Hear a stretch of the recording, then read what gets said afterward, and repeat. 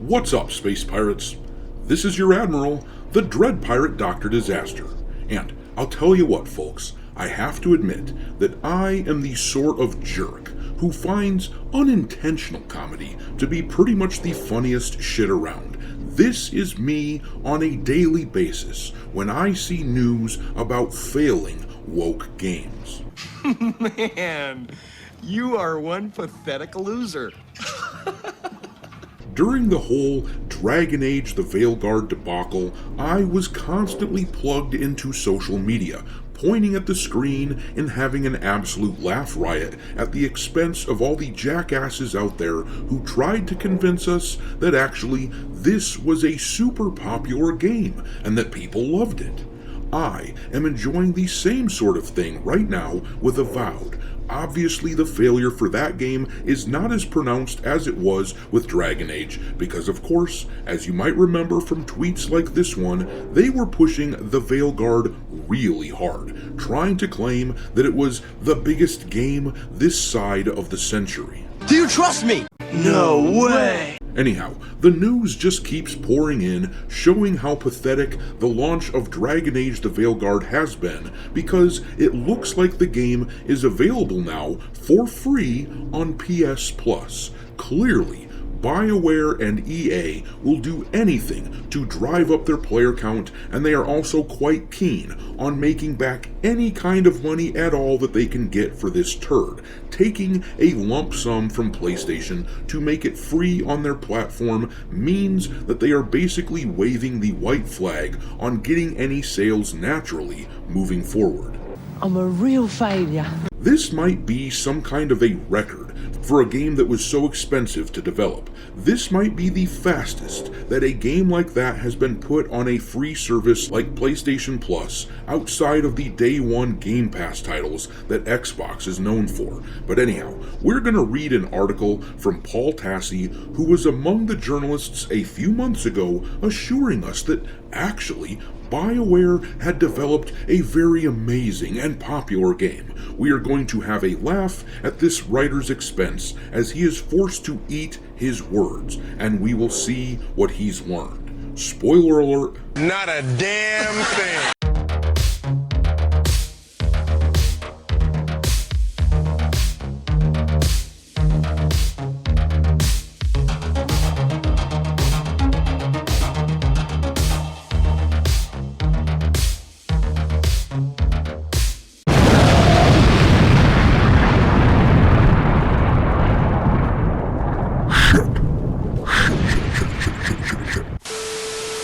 Alright, me hearties, make sure you hit the like button on this video to drive away the algorithm monster, subscribe to the channel if you haven't already, and follow me over on X, where my handle is Dr. Disaster 1.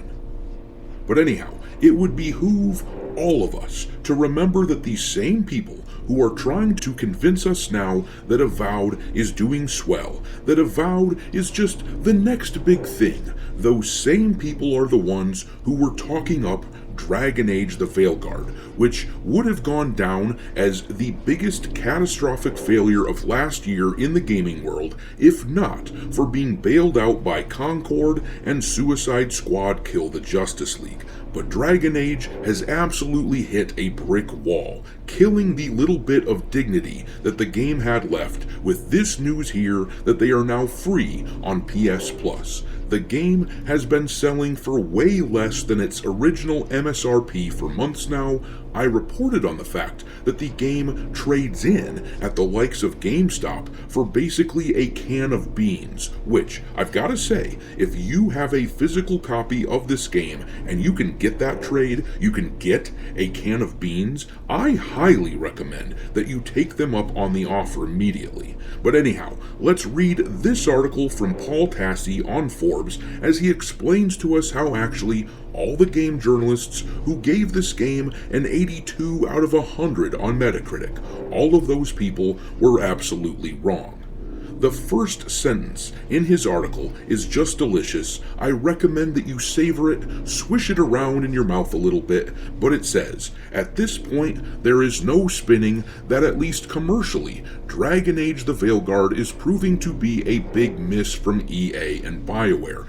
I don't even think this is unreasonable publisher expectations in this instance, but it just genuinely did not do well by any sales metric. Now, the beleaguered game is hitting PS Plus exceptionally fast, now a featured game 4 months after its release on October 2024.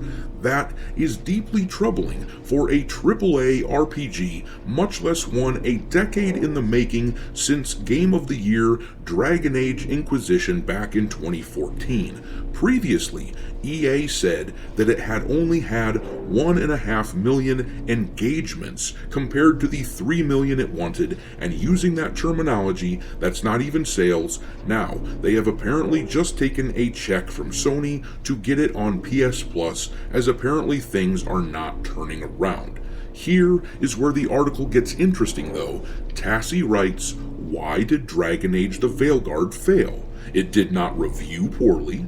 It was not scored poorly by Steam users who must actually own the game, but it was a combination of factors that I've written about previously. Disclaimer, I liked the game. That includes the difficulty of introducing new players to a series using tons of existing lore from a game a decade ago, gauging the loyalty of a fanbase after that same amount of time who is willing to return to a game with a different look, feel, and tone, culture war debates over progressive plot lines swamping the internet instead of marketing breaking through, and I'm just gonna stop him right there. It was the culture war, dude. It was absolutely the culture war. The game was chock full of gay shit. It was chock full of trans propaganda. The most popular videos on the internet when that game came out were all of the revealed scenes showing the characters of this game pushing the agenda.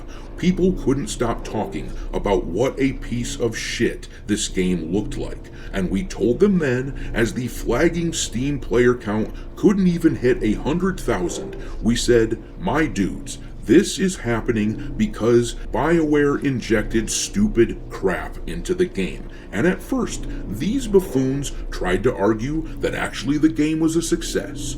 This is the stage we're in with Avowed right now, by the way, but they tried to argue the game was well loved because, of course, everyone knows that Dragon Age has been one of the most popular IPs around. They couldn't fathom that progressive shit-lib nonsense could sink a franchise like this, and they still can't even imagine that now, when the evidence has smashed them right in the face. They will do anything to avoid admitting the unpopularity of their worldview. This is, of course, why games journalism is all but dead. I'd say that it's on life support, but that is just too optimistic sounding. There is nothing supporting these turds except the few percentage points of gamers out there who are actually tourists and not really gamers, and who want to be lectured about pronouns and trans issues in a game where you're supposed to be focusing on people fighting monsters and dragons and shit like that.